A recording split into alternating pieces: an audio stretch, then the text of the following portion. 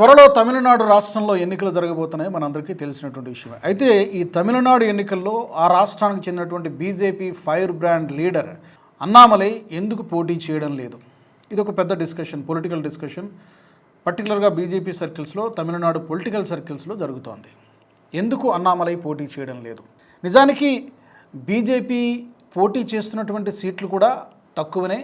తమిళనాడు రాష్ట్రంలో 27 సీట్లలో మాత్రమే పోటీ చేస్తుంది బీజేపీ. కాంగ్రెస్ 28 సీట్లలో పోటీ చేస్తుంది. ఈ 27 సీట్లలో కూడా అన్నామలై పోటీ చేసి ఉండొచ్చు కదా, ఎందుకు పోటీ చేయలేదు అనేటువంటి చర్చ.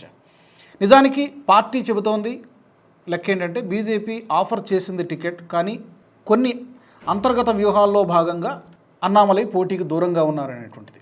తర్వాత అన్నామలై హార్డ్ కోర్ ఫ్యాన్స్లో ఉన్నటువంటి ఒక అభిప్రాయం ఏంటంటే, తమిళనాడులో చాలా పెద్ద మాస్ ఫాలోయింగ్ ఉన్నటువంటి లీడర్ అన్నామలై. ఎందుకంటే ఒక ఐపీఎస్ నుంచి అధికారిగా ఉన్నటువంటి వ్యక్తి పాలిటిక్స్లోకి రావడము, అతను చాలా సందర్భాల్లో చాలా క్లియర్గా చెప్పారు, నేను ఏదో పవర్ కోసం అధికారంలోకి రాలేదు, నాకు ఒక 10-15 సంవత్సరాల ఒక క్లియర్ నాకు ఒక ప్రణాళిక ఉంది, దానికోసం పనిచేస్తానని చెప్పి అన్నామలై చెప్పడం జరిగింది. అయితే అంత ఉధృతంగా పనిచేస్తున్నటువంటి లీడర్ని కంటిన్యూ చేసే అవకాశం ఉన్నప్పటికీ కూడా రాష్ట్ర అధ్యక్షుడిగా నయనార్ నాగేంద్రని తీసుకురావడం ద్వారా బీజేపీ ఒక కొత్త నిర్ణయం తీసుకుంది. అప్పట్లో ఈ యొక్క నిర్ణయం అనేది చాలామంది కేడర్కి నచ్చలేదు. ఎప్పుడు కూడా చాలామంది అనలిస్టులు చెప్తూ ఉంటారు, ఇది ఒక స్ట్రాటజిక్ మిస్టేక్, ఇది అన్నామలైని కొనసాగించి ఉండాల్సింది. నయనార్ నాగేంద్రన్ కంటే అన్నామలై చాలా పవర్ఫుల్ అండ్ మాస్ ఫాలోయింగ్ ఉన్నటువంటి లీడర్, అలాంటి లీడర్ని పక్కన పెట్టడం అనేది అంత మంచి నిర్ణయం కాకపోవచ్చు అనేది చాలామంది అన్నామలై హార్డ్ కోర్ ఫ్యాన్స్ కానీ చాలామంది సీనియర్ జర్నలిస్టులు కానీ చెబుతున్నటువంటి మాట.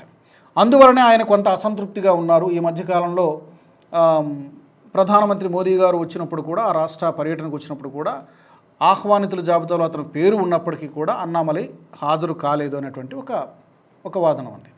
సరే, దానికి అన్నామలై చెప్తున్నటువంటి కారణం ఏంటంటే, నేను పోటీ చేస్తే, ఈ ఎన్నికలలో నేను పోటీ చేస్తే కేవలం నా కాన్సన్ట్రేషన్, నా దృష్టి అంతా కూడా కేవలం ఆ ఒక్క నియోజకవర్గానికి మాత్రమే పరిమితం కావాల్సి ఉంటుంది. అలా కాదు, నేను రాష్ట్ర వ్యాప్తంగా పర్యటించాలనుకుంటున్నాను. మా పార్టీ 27 సీట్లలో పోటీ చేస్తోంది. ఆ 27 సీట్లలో నాకు మా పార్టీ అప్పగించినటువంటి బాధ్యత ఒక 10-15 సీట్లలో పార్టీని గెలిపించాలనేటువంటి లక్ష్యంతో పనిచేస్తున్నాం. దానికోసం ఈ నియోజకవర్గాల్లో నేను ఉధృతంగా పర్యటిస్తున్నానని చెప్పి అన్నామలై చెబుతూ ఉన్నారు. తర్వాత ఇంకో రీజన్ ఇందాక చెప్పినట్టుగా, నాకేదో 1-2 సంవత్సరాల్లో అద్భుతాలు చేసేయాలి, లేకపోతే నీ పదవిలోకి వచ్చేటువంటి లక్ష్యంతో నేను రాలేదు, ఒక దీర్ఘకాలిక లక్ష్యంతో పనిచేస్తున్నానని చెప్పారు. ఇంకొక రీజన్ ఏంటంటే, అన్నామలైని రాష్ట్ర అధ్యక్షుడిగా తప్పించడానికి ప్రధానమైనటువంటి కారణం అందరూ ఓపెన్గా తెలిసినటువంటి విషయమే. అన్నాడీఎంకేతో పొత్తు ఉండాలి అంటే డెఫినెట్గా అన్నామలై ఉండకూడదు అనేటువంటి ఒక కండిషన్తోనే పొత్తు కుదిరింది. దాంట్లో భాగంగానే అన్నామలైని రాష్ట్ర అధ్యక్షుడిగా, పార్టీ అధ్యక్షుడిగా కొనసాగించలేదు. తర్వాత అతని సేవలను మరొక రూపంలో ఉపయోగించుకుందామని చెప్పి పార్టీ అనుకుంది. రకరకాల చర్చలు కూడా జరిగాయి. జాతీయ అధ్యక్షుడిగా కూడా నితిన్ నబీన్ ఎంపికకు ముందు మాట్లాడుకున్నారు. పార్లమెంట్లోకి తీసుకెళ్తారు, కేంద్ర మంత్రిని చేస్తారు, జాతీయ అధ్యక్షుడు చేసేటువంటి అవకాశం ఉంది. ఇలా రకరకాల చర్చలు అన్నామలై గురించి జరిగాయి. మరికొంతమంది అయితే ఇంకా అత్యుత్సాహం ప్రదర్శించి ఏదో ఒక రోజు అతను ప్రైమ్ మినిస్టర్ కూడా కావచ్చు. కాకపోతే still he is a young leader, ఇంకా అతను ఎక్కాల్సినటువంటి మెట్లు చాలా ఉన్నాయి. ఇప్పుడే ఈ స్టేజ్లో ఆ వ్యాఖ్యలు చేయడం అనేది అంత సరైనటువంటిది కాదు. బట్ డెఫినెట్గా హీ హ్యాస్ క్యాపబిలిటీ, అతనికి సామర్థ్యం అయితే ఉన్నది. ఏదో ఒక రోజు అయితే కావచ్చు, దాన్ని ఎవరు కాదనలేరు.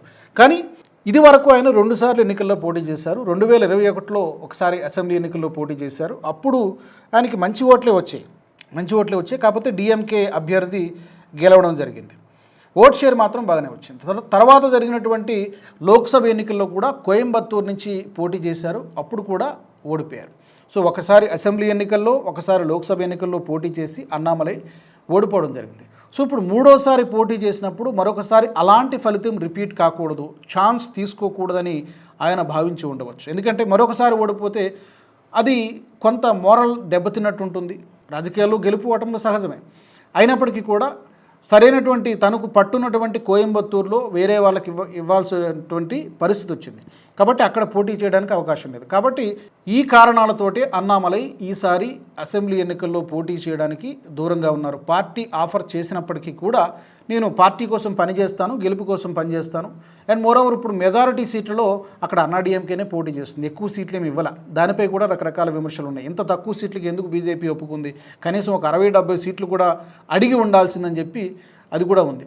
కానీ కేవలం 27 సీట్లకే బీజేపీ పోటీ చేస్తుంది. కాబట్టి ఈ కారణాలతో ఒక దీర్ఘకాలిక వ్యూహం కోసం, ఒక లక్ష్యం కోసం పనిచేస్తున్నానని చెప్పి పోటీకి దూరంగా ఉన్నట్టు తెలుస్తోంది. రెండోది, ఈ పొత్తులో ఉన్నారు కాబట్టి ప్రచారం చేసేటప్పుడు ఎంత లేదనుకున్నా కానీ గతంలో జయలలితపై చాలా తీవ్రమైనటువంటి ఆమె అవినీతి పరురాలని చెప్పి చాలా తీవ్రమైనటువంటి ఆరోపణలు కూడా చేశారు.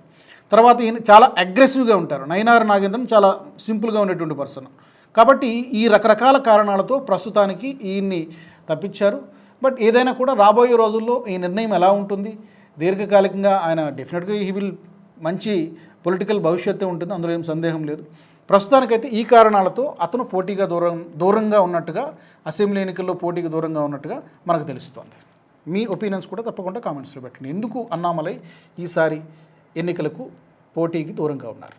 ఈ వీడియో మీకు నచ్చినట్టయితే లైక్ చేయండి, 10 మందికి షేర్ చేయండి. అలాగే కామెంట్ల రూపంలో మీ అభిప్రాయాలను మాతో పంచుకోండి. Nationalist hub group of channels ను సబ్స్క్రైబ్ చేసుకుని తెలుగునాట జాతీయవాద జర్నలిజాన్ని ప్రోత్సహించండి. ఈ వీడియో కింద ఉన్న బెల్ ఐకాన్ పై క్లిక్ చేయడం మర్చిపోవద్దు.